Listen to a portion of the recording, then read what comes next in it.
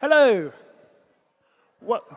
Welcome to the Dracula panel. So, it's often said that evil can only enter a building if it's invited. Well, we're about to throw it the keys, open the door, and welcome it in for a cup of tea. Because Dracula is coming soon to BBC One, and it's coming with a little help from the team behind Sherlock. So today we're getting a very exciting first look at the new Dracula. So, can you please give a warm Comic-Con welcome to writer and executive producer Stephen Moffat.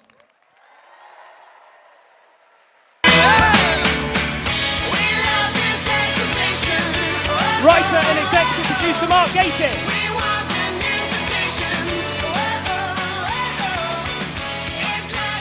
Executive producer Sue Vertue.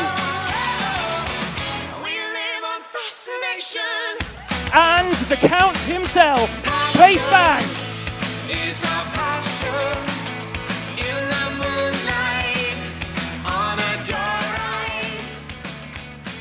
Hello, everyone. So before we start talking, would you like to be the first people in the world to see the new Dracula trailer? I'll take that as a yes. So just a reminder that this is super exclusive, so there can be no recording. So put your phones away, please. You can take them out back when we're talking. And before we do screen it, Sue is just going to say a couple of words. Hi. It was just to say, obviously, it is a trailer for a post-Watershed show, and it is called Dracula. So if there's anybody at all squeamish here, or young children, just kind of blindfold them or put your heads up. Anyway, hope you enjoy it. Thanks.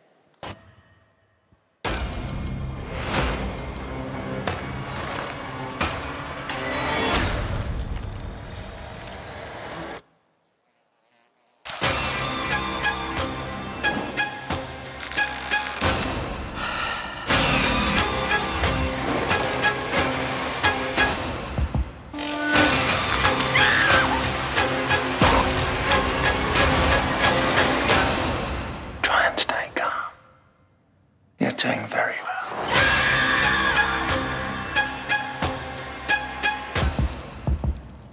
Thank you. Good luck.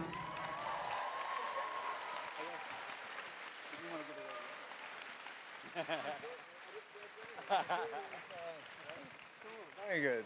So, Mark and Stephen, I mean, Dracula must be one of the most adapted novels of all time. Why did you want to do your own take on it? We had nothing else to do. So, well, it had a strange genesis. We just started season 3 of Sherlock, and we'd only been shooting for a couple of days. And I had a picture on my phone of Benedict silhouetted against Mrs. Hudson's door, his collar up. And we came back for a do, and we showed it to Ben Stevenson, who was then head of drama commissioning. And I said, "Looks like Dracula, doesn't it?" And he went, "Do you want to do it?"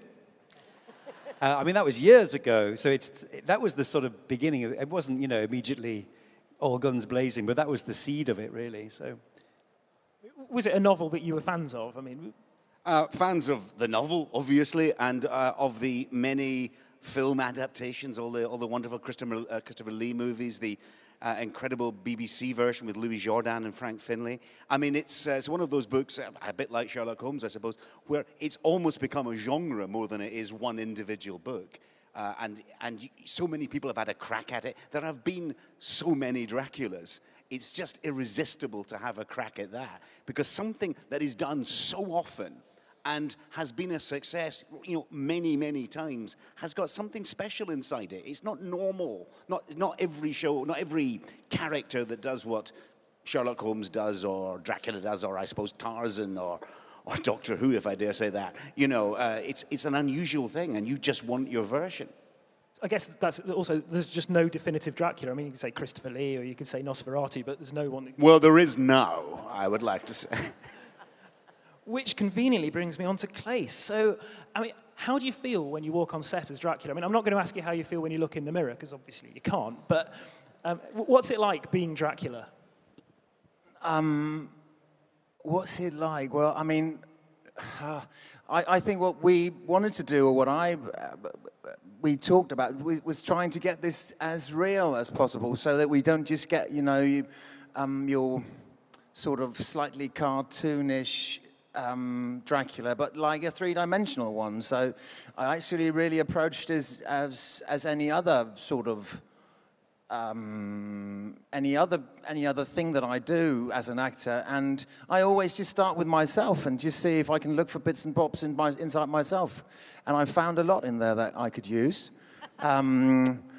So it just felt like me with fangs. He's 500 to be years honest. old. He's Yeah. immortal. Yeah, the mortal bit is like the only. But no, listen, it's weird because you don't actually. I mean, if I was looking at it and thinking I'm walking on set as Dracula right now, I'd probably not be able to do it. I need to fuel on something else. I need to be able to put myself at the disposal of the... no, that's not proper English. I need to put myself out there for this. And in order to do that, I can't start thinking I'm Dracula. I need to start with something inside that actually drives it. So you need to get down to, what is this character like? What is he? He's like me. He's just slightly older. He's got different needs, but he's got needs. So it's just like, transforming yourself and just making everything that's already there fit with the character. And hopefully that will make it truthful and authentic, which is what we've tried to do, because that was important to me, that you don't sort of just look at someone and think, okay, that's interesting, but it's so alienating that I don't understand it. I wanted to get inside you. Now, Sue, Sherlock famously kind of reinvented Sherlock Holmes, made it sort of a modern day thing. I mean, does this Dracula have do a similar thing with Dracula? Is it a reinvention, or is it kind of faithful to the 1897 novel? I think what the boys have done is given it their turn on it, in as much as I think the big difference was in the book and quite a lot of the films, you hardly see Dracula at all. Whereas in this, he's in most scenes, really. You're not just waiting for him to appear from the shadows, and he's funny and he's sexy. And so I think they've written it in that way of Sherlock, I think. It's the beat, all the beats of the novel, really, in 3 episodes, but not necessarily in the same order but in a similar way to Sherlock, we've been very faithful and very faithless at the same time, because a lot of the characters are in it, Yeah. aren't they? But Yeah. again, not always in the same order. But yeah, but it's very much that approach of we sort of promised ourselves, and indeed when we were trying to get it commissioned, that we would make Dracula the hero of his own story for the first time. So he's a lot more present than he usually is. By which we do not mean that he's nice, by the way, or that he solves crimes, or saves the innocent, or rescues orphans. He's absolutely dreadful. He's a hero of his own story in the sense that he's the main character, which made it incredibly difficult to start writing, because you suddenly realize how much of almost any story depends on the moral center or lack thereof of the main character. On their journey towards morality or their loss of it or whatever, you realize that usually stories have a character whose moral dilemma you're going to follow. And here you are with a character who doesn't have a moral dilemma. He just wants to eat people. And that makes it harder to write. We had spent ages just not writing scenes with him in, because we thought he was quite difficult to write. Because you know how James Bond villains never turn up till the end? And we realized it's because they're boring. They only turn up at the end for 15 minutes, point to their monorail, and their entire control room's blown up, right? Because they're dull. They just boast for a bit. So finding a tone of voice for Dracula was really hard. Though when we did, we couldn't stop writing him. It was fun to write Dracula once we worked out how he was going to talk. I mean, that's it. I guess with Dracula, he can be so many things. He's animalistic, but also incredibly charming. But it's interesting, isn't it? Essentially, as Claes says, it's about needs. In the end, what does Dracula want? He wants something to eat and someone to talk to. It's the same. It's just spread over centuries. And also, he's inevitably developed a very different view of humanity. He likes us because we're his foodstuff. But like any connoisseur, he likes good stuff. He likes good food. He likes good company. And so that's an interesting way to look at the world. And inevitably, you would see the same cycles. If you're a 14th century warlord, you'll have seen all this before. He'd sit out Brexit, obviously. It's easy. Empires rise and empires fall. He's seen it all before. So, Claes, how would you describe your Dracula? I mean, what kind of man is he? Well, first of all, I don't think this is my Dracula. I think if it's anything, it's our Dracula, because so much of what is in this is what Stephen and Mark have written. So it was actually, I mean, sometimes you have writing that is so good, it's like really just putting on a really lovely suit, and it's very easy to do it. And this is how this felt, and I think that's also why this is. I mean, this is going to be. I thought when my agent approached me and said, look, they want to talk to you about Dracula, I said, Dracula? Why the fuck are we going to do one more Dracula ever? And then I read it, and then it was obvious why, because this is different. I think what we have done is you have actually given him, we found a voice and a language for him that he's not really had before. This is really, I'm sticking my neck out there now, because there might be fans of the old shows. But I think we have dared and try and do something more with him. And so if this is anything, this is our Dracula. And what I never actually sort of see myself as an interpreter of anything. I sort of see myself as an instrument that you can play. I just hope that I'm the best piano for that part. And for this, that was sort of, just, putting myself out there and just trying to see if I can embody the writing and get everything to fit how it was written, because it's beautifully written and it's all the beats are there. It's really classical story writing with a twist on. I mean, very respectfully taking the novel in, but also also taking it new places. Otherwise, why do it again? I mean, that's it. I mean, did you use the novel? I mean, once you'd written the script, did you use the novel much? Oh, yes. As Mark says, we follow the beats of the novel, sometimes not in the same order. And we've moved characters around, and we've done things differently. We've done bits of the novel that no one's done before. So we went back to it. If you know the novel, it's a wonderful story, but it rambles and moves around in the way that a big novel can. It doesn't mean you wouldn't do that as a film. The first Hammer film, which is quite wonderful, does the novel in about, 80 minutes? It really compresses it. It's a really energized, forthright version of it. Christopher Lee and Peter Cushing are quite brilliant in it. So yes, we absolutely go back to the novel, but, just as we did with Sherlock, we had, boundless respect for the Sherlock Holmes stories, but we rearranged everything to our heart's content. That's the way you do it, I think, especially when you're addressing a different audience from the audience that originally read the stuff. You have to take that into account. It's a different world. When Bram Stoker wrote Dracula, he solved the problem of how to present vampires as interesting. That's what he did. He worked it out. He worked out what we regard as the ancient lore of vampires. They already existed as a legend, but he's the one who sort of organized it and made it work. Now that legend is so familiar, you have to find new takes on it. Otherwise, it seems old hat. Now, we know that Claes is playing Dracula. Can you tell us a bit more about the rest of the cast? Because there's some iconic... Going so well. We could, but then we would have to kill you after. Yes, Claes will see you afterwards. Well, John Heffernan is playing Jonathan Harker, who arrives at Castle Dracula in traditional style. We shot it at Arava Castle, which is the castle from Nosferatu. It's lovely when I love it when a plan comes together. And so often when you suggest these things, it slowly dies a death. But I just put out there, I said, we could go to the castle from Nosferatu. And it just happened. So we spent a week in Slovakia there, which was fantastic. And yeah, did you also film where they filmed some of the Hammer films? Yes, and then the other amazing coincidence was we filmed the studio stuff at Bray Studios, where Hammer were based till 1967, which was a... Yeah, I mean, they were closed for quite a lot of years, and we suddenly heard that Bray was opening again for business, so we went to...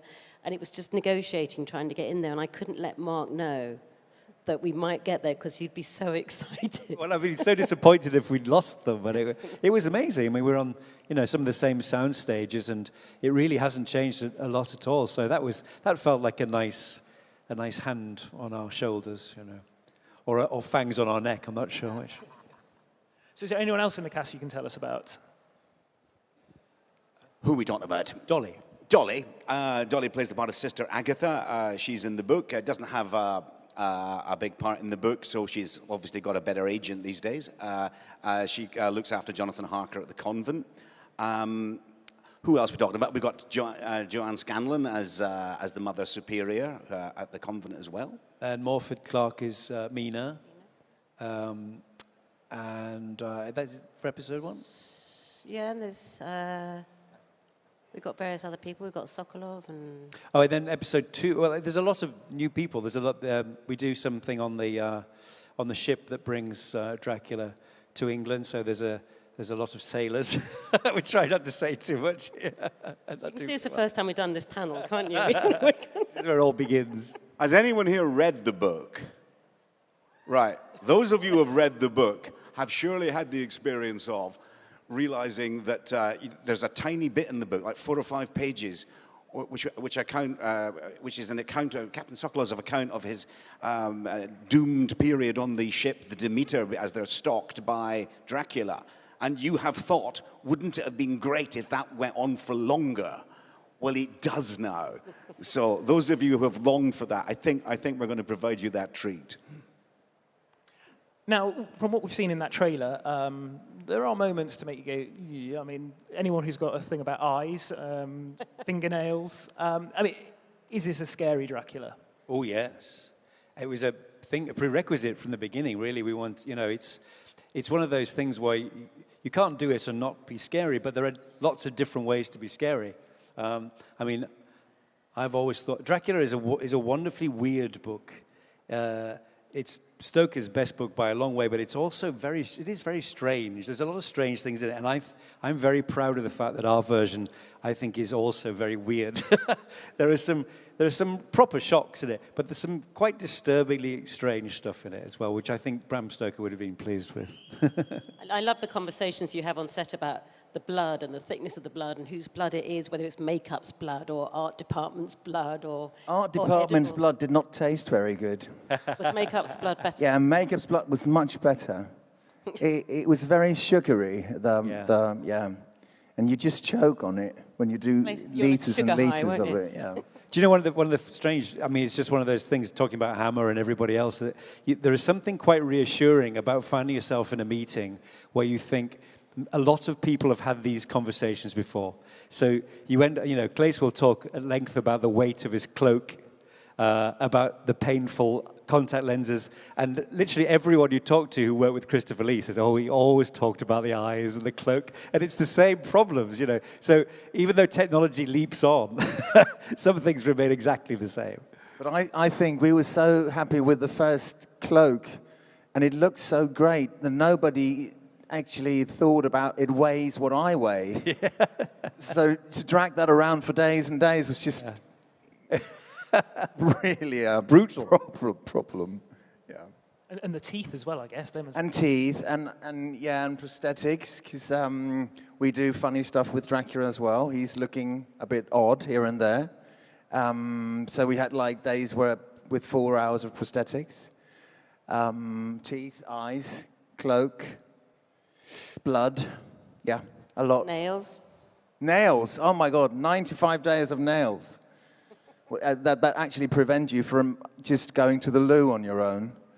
Thank you for all the assistants you hired. And that's something Bram Stoker never wrote about. And by way of contrast, of course, complete nudity. So. And yes, we get to see Dracula's bum in this one, don't we?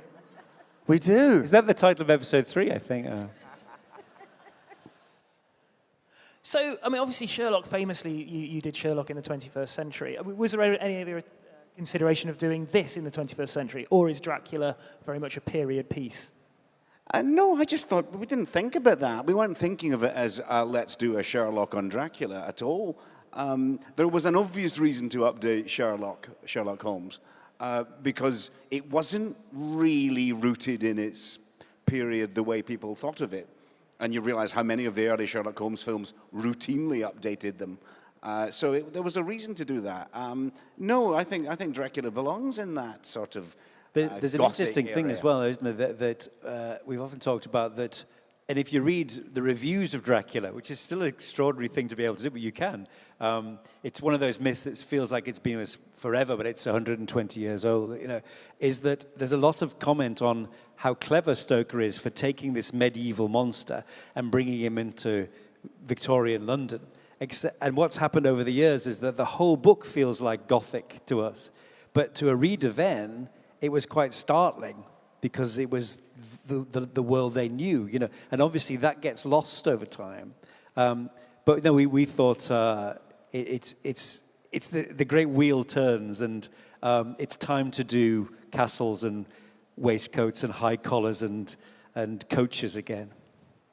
Now, we're going to be giving you the chance to ask a few questions in a bit. So if you do have any ideas, just get thinking of them, and we'll invite you in shortly. But anyway, just on the subject of Dracula, I mean, do you guys have any favourite Draculas that you've seen? I mean, I'm not asking if you're sort of riffing off them at all. We've literally seen them all.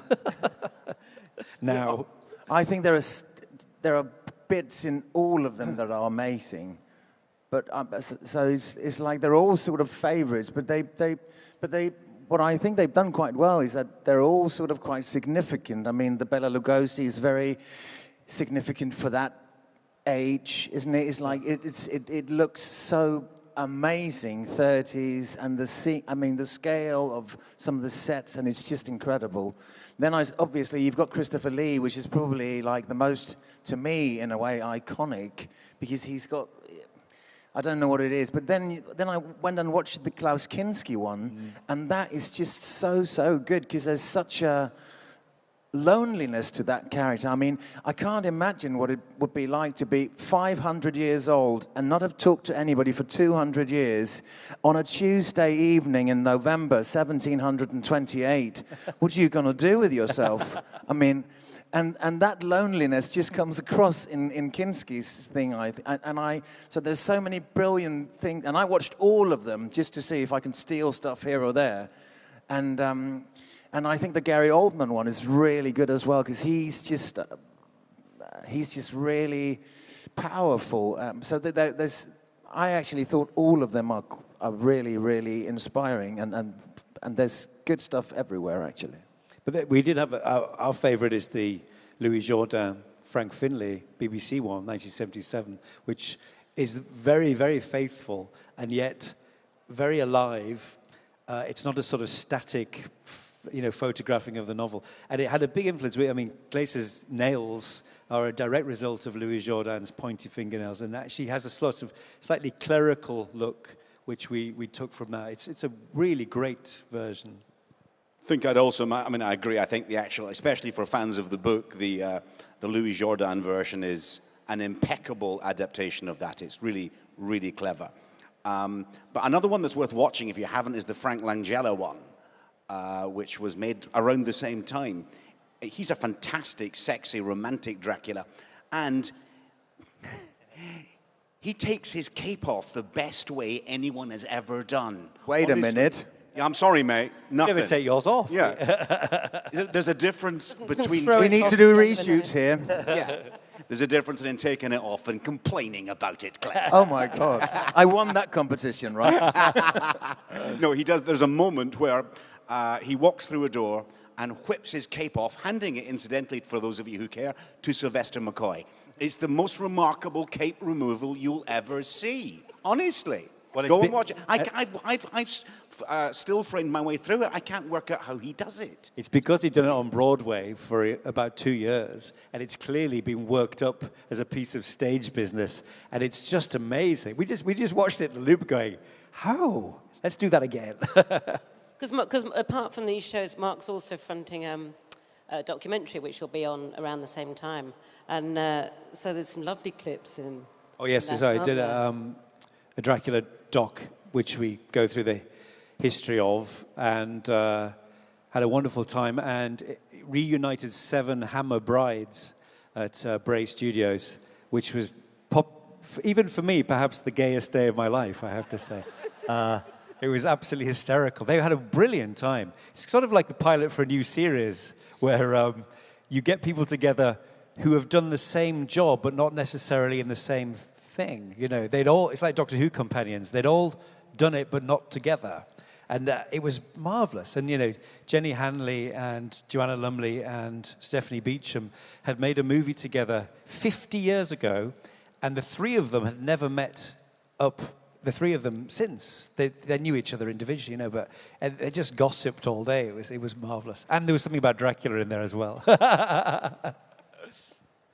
So I think it'd be a good time to throw some questions out to the audience. So if you'd like to come and come to these microphones just in the two aisles. So over here. Hi, so the timing is kind of perfect because I'm writing my undergrad dissertation on screen adaptations of Dracula. So it's kind of perfect. And it's more specifically about the character of Mina and kind of how a lot of adaptations kind of underplay her intelligence, bravery, all that good stuff. So I'm wondering, what's your approach to the character and what kind of journey can we expect to see her take? Oh, you'll really have to watch it. I'm sorry. That's one where you'll see why we said that. Okay. But I appreciate your point that she's smart and determined and a fighter. Mm-hmm. Yes. When's your dissertation in for? The end of March, I think. Maybe fine. Well, you've got ages. And how many extensions will you ask for?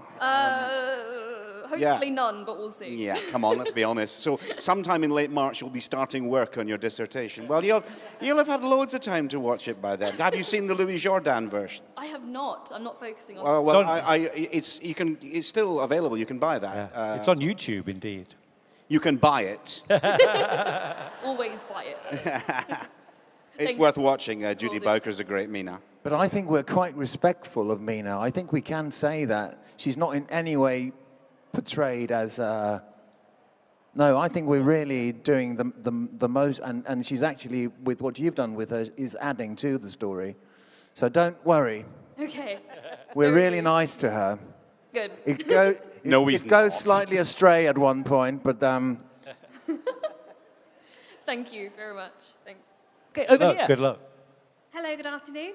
Hello. From what I remember of Dracula, the novel, it was supposed to be a little bit of a mystery. It takes the characters a little while to figure out that Dracula is, in fact, a vampire. And Bram Stoker kind of invented all the tropes that we now associate with vampires. And we've been living with those in our media for over 100 years now. And I just wondered how you made your Dracula, your vampire, fresh and original for an audience who has been so familiar with vampires for such a long time. And are there any other 19th century works, Phantom of the Opera, Edgar Allan Poe, that you'd like to get your hands on and refresh for a modern audience? Oh, Jekyll and Hyde. Oh, bollocks, done that one. No. To your second part, that's enough now. There's a book by Bram Stoker called Petty Sessions of the Dublin County Court or something. I think we should do that one next. Well, it was a very interesting point because the fact is Stoker didn't invent these things. He sort of coalesced an awful lot of legends. In fact, because I go to the London Library and the library in Philadelphia where his notes are in this documentary, and he drew on all kinds of stuff. And it's a bit like when Dickens sort of invented Christmas.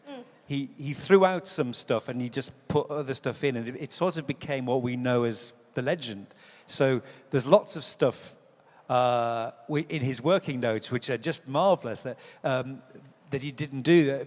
No one can paint Dracula or take his photograph because it never looks the same twice. I love that. He didn't use it.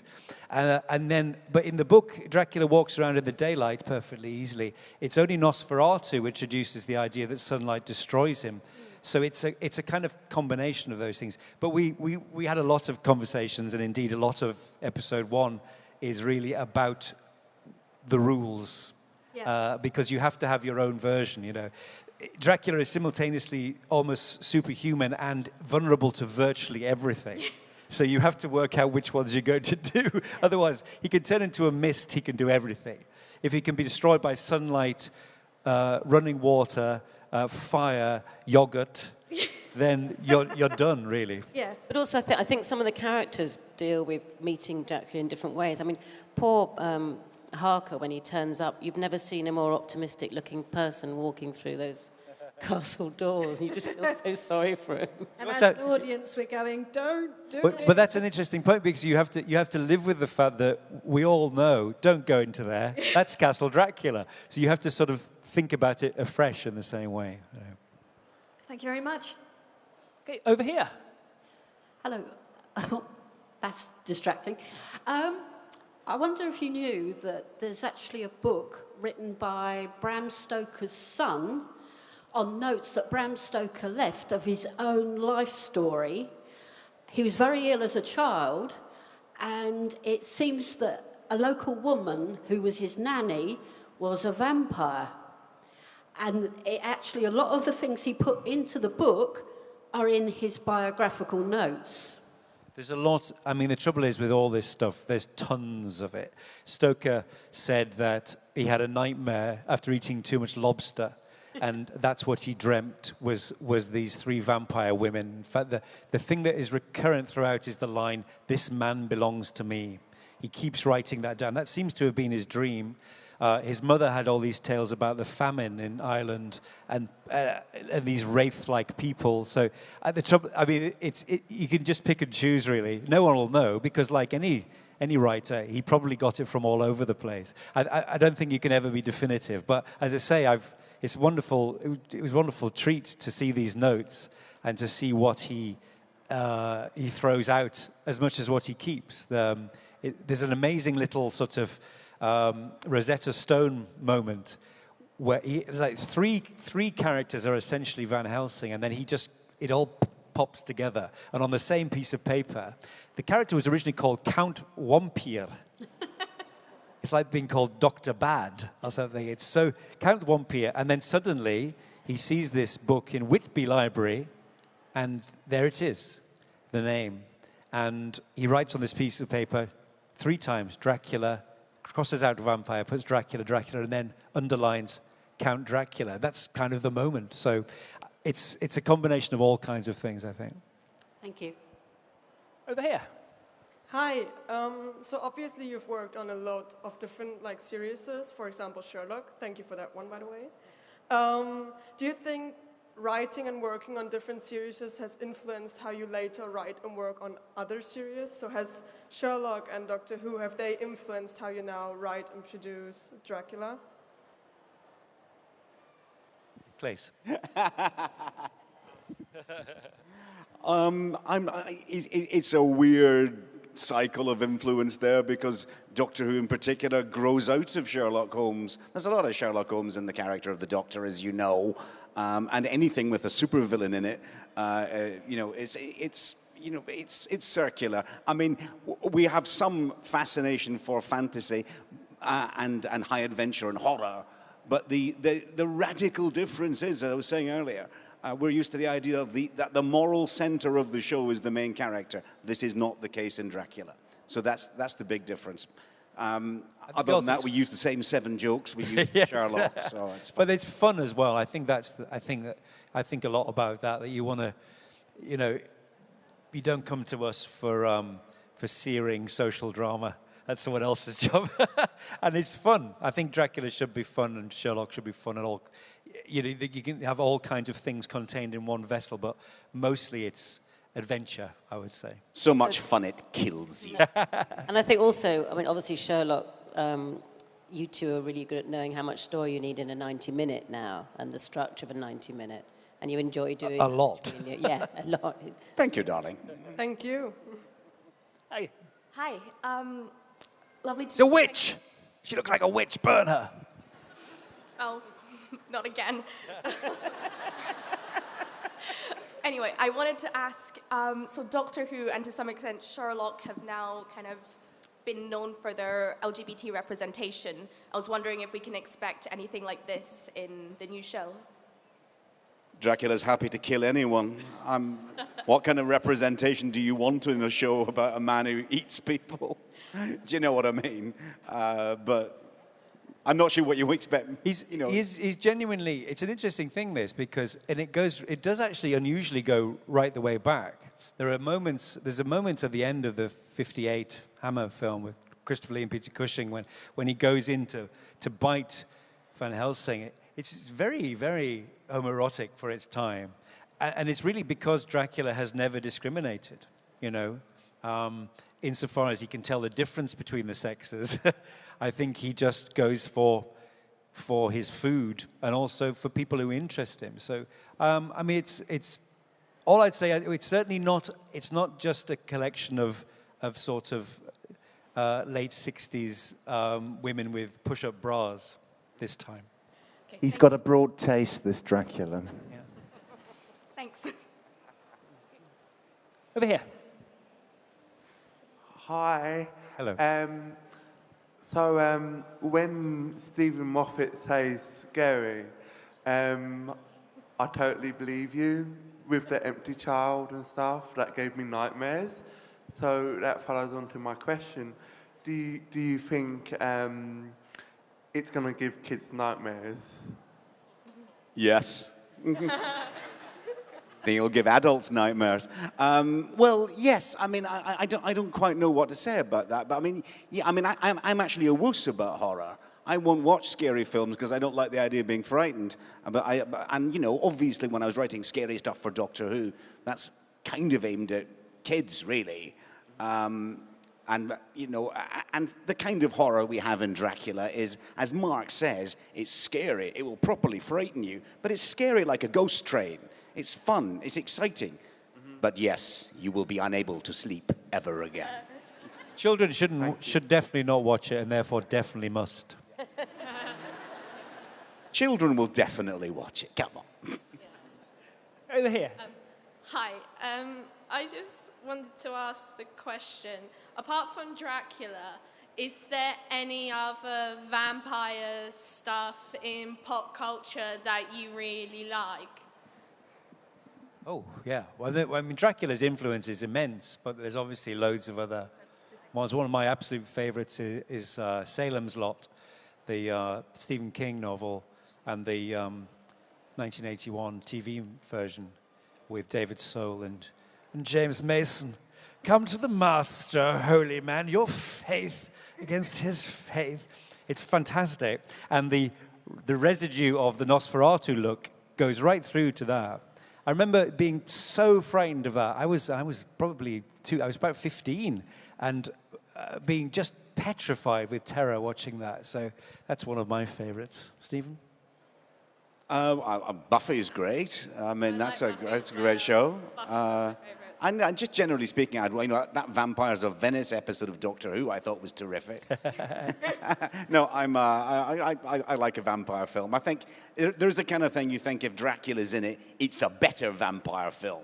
Just like, you know, if it's a spy movie and it's not got James Bond in it, you just wonder why. Why did they bother making that science fiction without Doctor Who? What's the point? That kind of thing.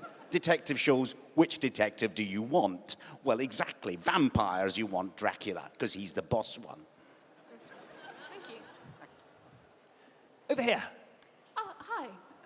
I had to read... If you only had a heart. It's in my bag.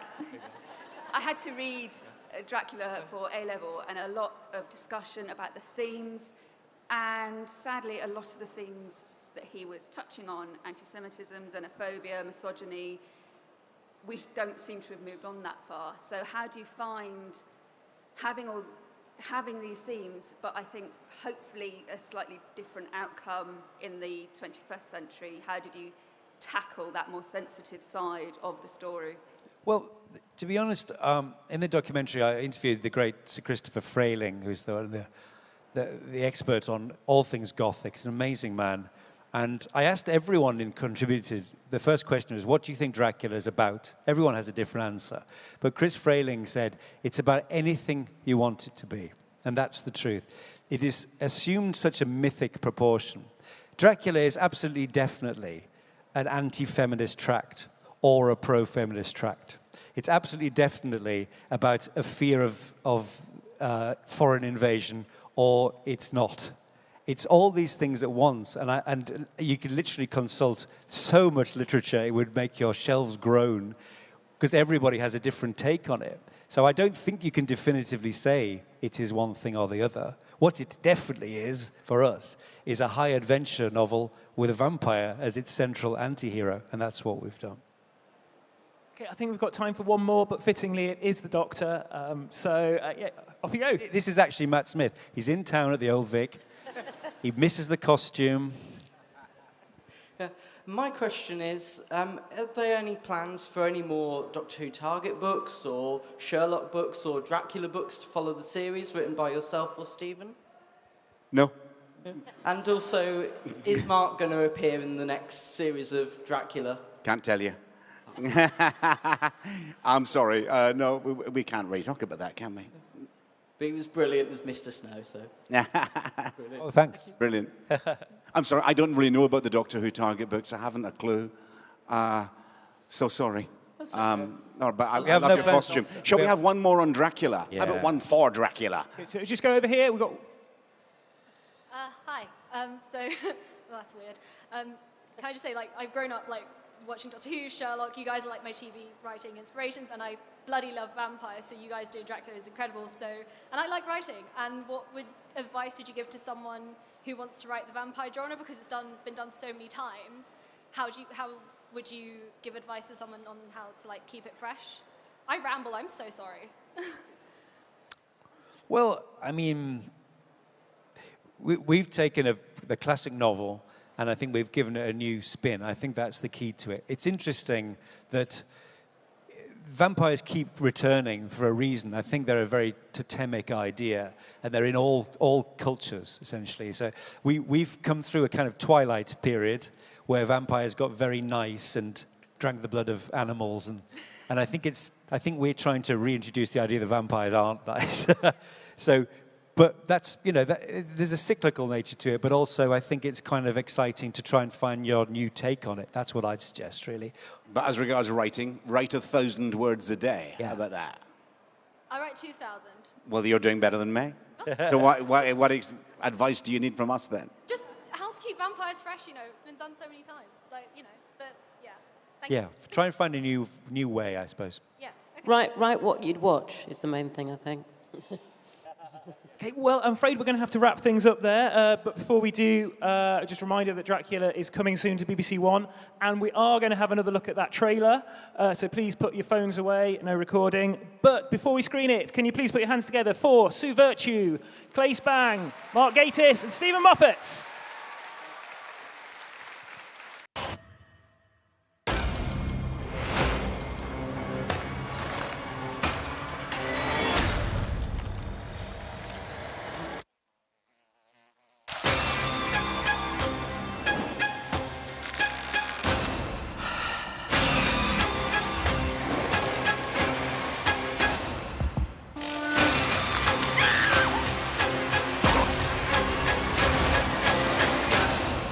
Try and stay calm.